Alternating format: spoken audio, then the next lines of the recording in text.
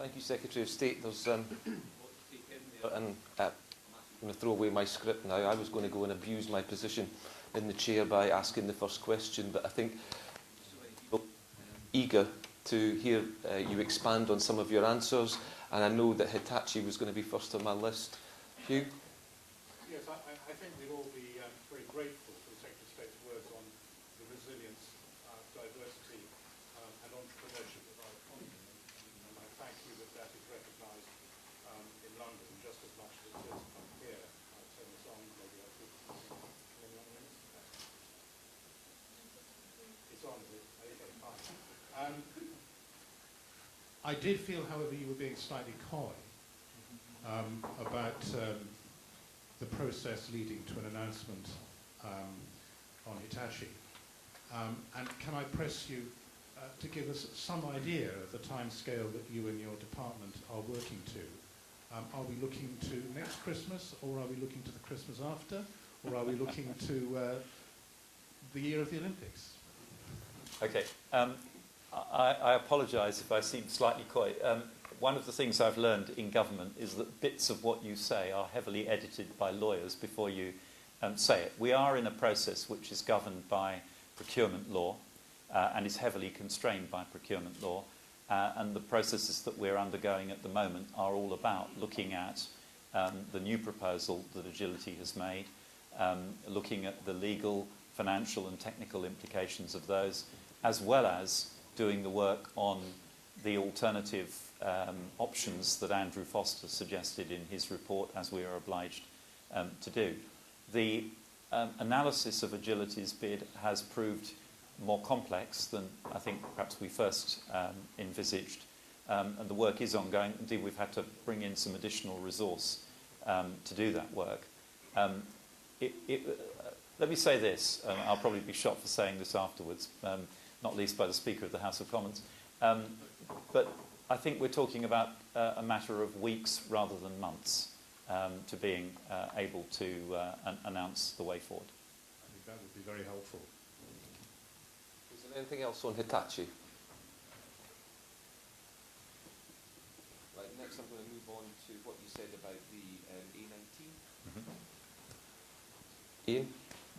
Ian Malcolm, leader of the South Tyneside Council. Can I first of all thank the Secretary of State for his announcement with regards to the interim scheme and his commitment to maintaining the previous government's commitment to the interim scheme at Silverlink.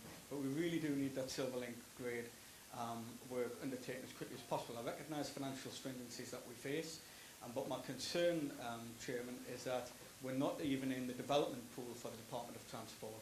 So my question is, will the Secretary of State ask the Highways Agency to sit down with regional business and regional council leaders to look at getting the Silverlink junction at least in the department's development pool, so that we may be able to bid for regional growth fund monies, European monies, or indeed, Secretary of State, any underspend that you may have in your department in the future, rather than waiting for 2015 to start the scheme.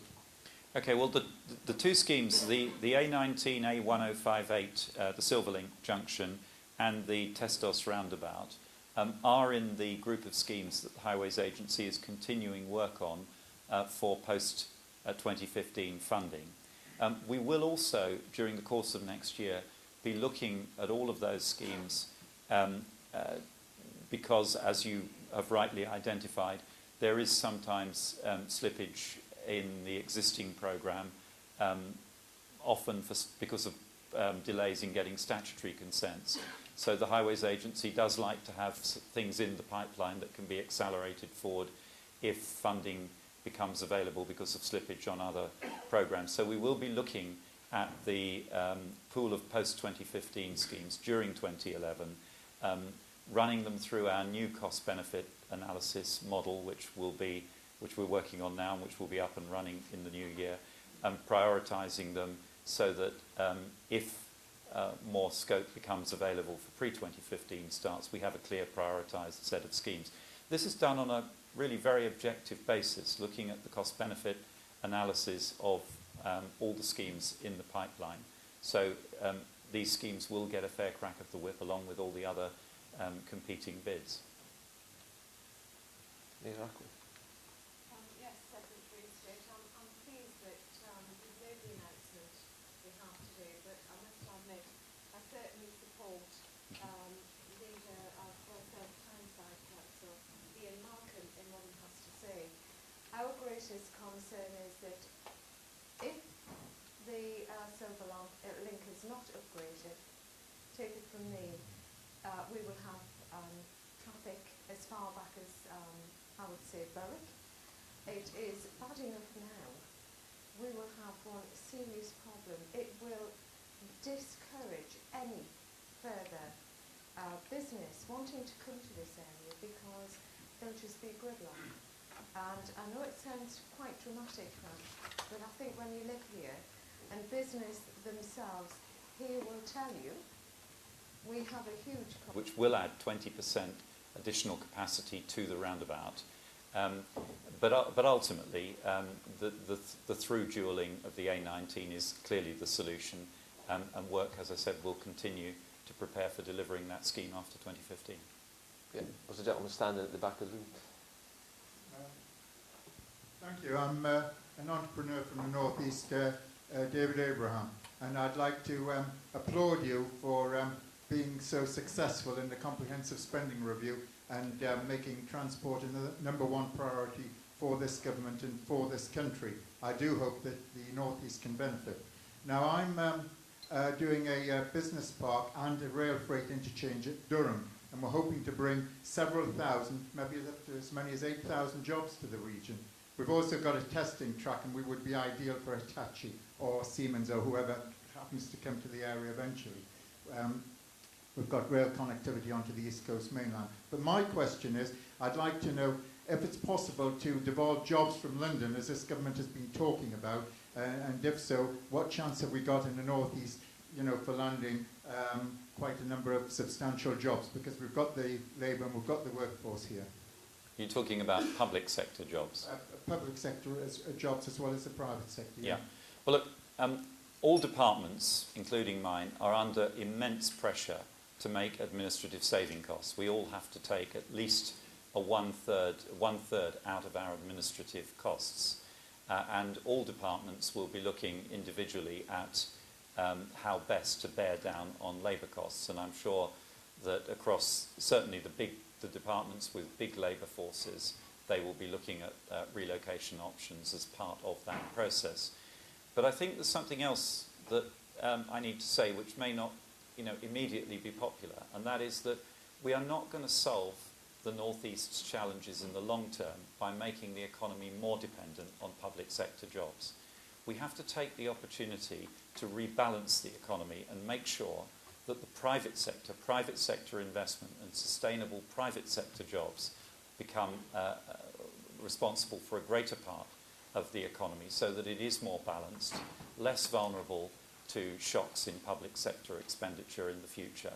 And while moving more public sector jobs or some government initiated scheme always looks attractive in the short term, in the long term, I'm convinced that the key to the North East's prosperity, sustainable prosperity, is getting, over time, a better balance between the public and private sectors.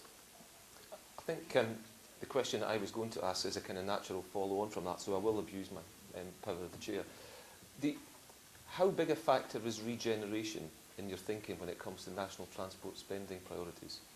Well, we made, first of all, we made it clear in the budget that the focus on capital investment would be that capital investment that supports economic growth. And in transport specifically, I've said on numerous occasions that we have two objectives. We have to support economic growth, and we have to support the government's 2020 carbon reduction targets. And the third sort of subtext is that we have to demonstrate, specifically in transport, that those are not conflicting objectives, those are compatible objectives, and supporting investment in green infrastructure, electric car manufacturing, is exactly the kind of thing that demonstrates that. Thanks. There's a gentleman in the table, he's in silhouette, can't see who it is.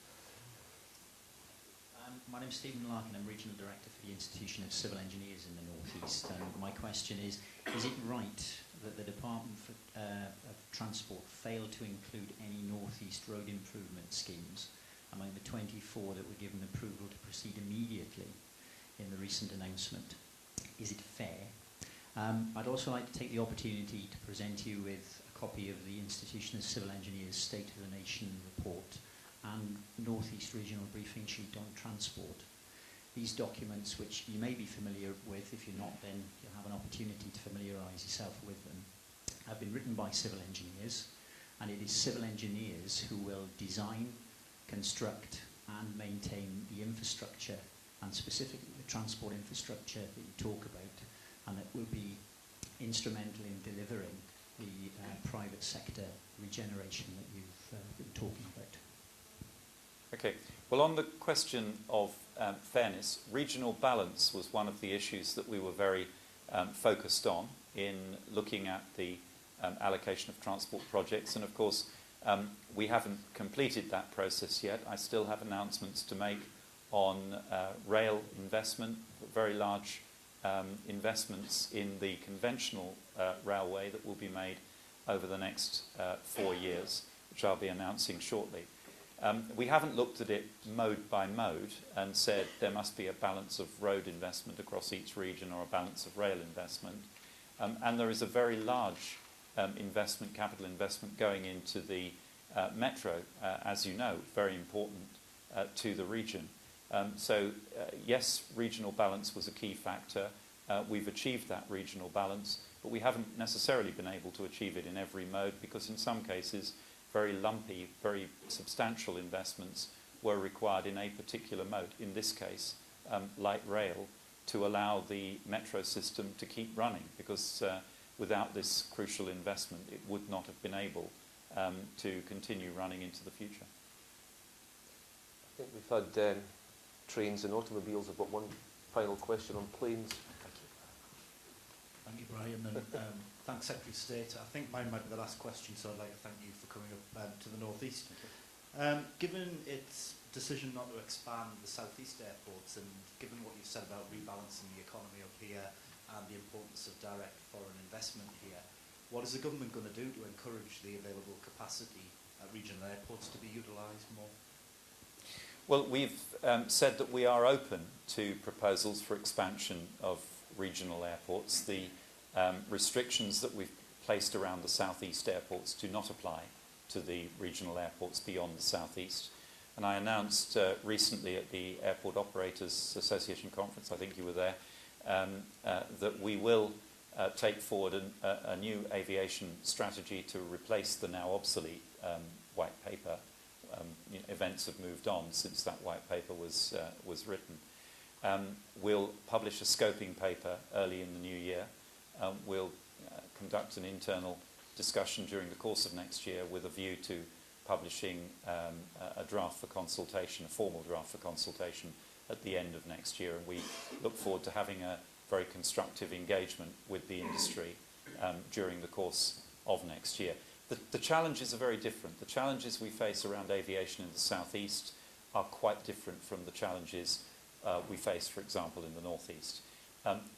Across the aviation sector as a whole, we have to address decarbonisation, CO2, but the local environmental impacts are of a different order of magnitude in many regional airports compared to the very heavily used southeastern airports. So there are different constraints that come into effect, and we need to look at how best to balance future growth in our aviation sector to take advantage, frankly, of the fact that we have some unconstrained capacity in some parts of the country. Thank you. Thank you. And thank you, Secretary of State, for coming here today. Can we all show your appreciation, please?